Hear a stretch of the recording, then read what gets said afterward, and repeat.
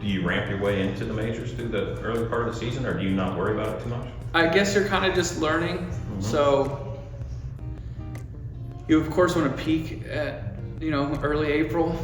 Easier said than done. But I think it's just a constant learning and trying to do your best of taking your tendencies and really understanding them. And then once you do get to Augusta in the majors, you start to play golf.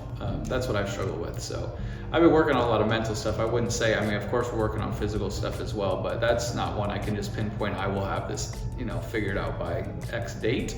But I think right now the game plan is to keep working on what we're working on, make little incremental improvements, and then once we get there, kind of take all this golf knowledge and just go be a golfer when you get there.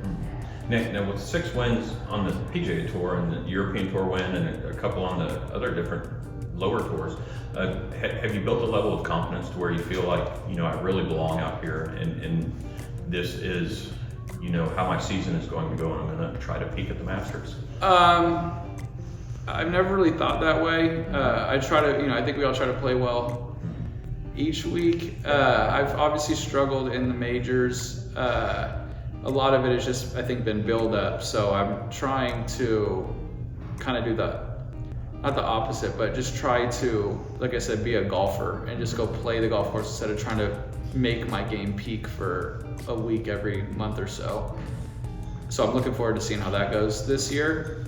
Almost taking the pressure off my physical and just kind of putting it on, hey, if I'm really struggling with a certain shot as I get to April, instead of trying to make sure that I can hit it, it's just get really good at the ones that do feel good. Right.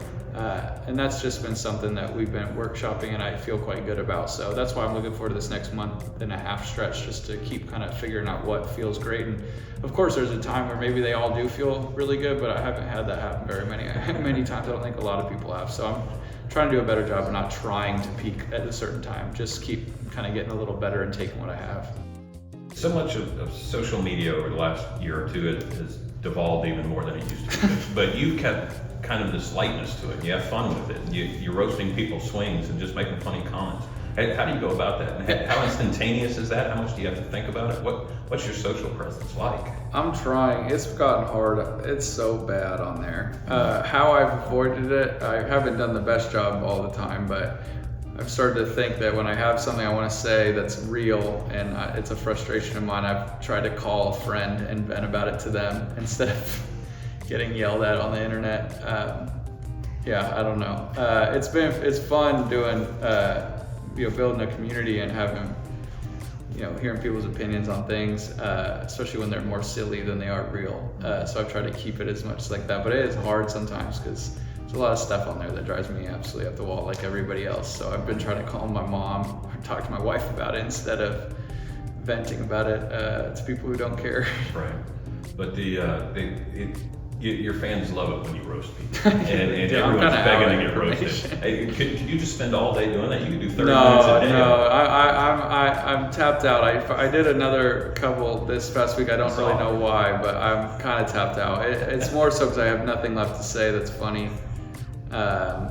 It's really hard too, is because like I did one and somebody said, they just like basically critiqued my critique and said it was not funny enough or whatever.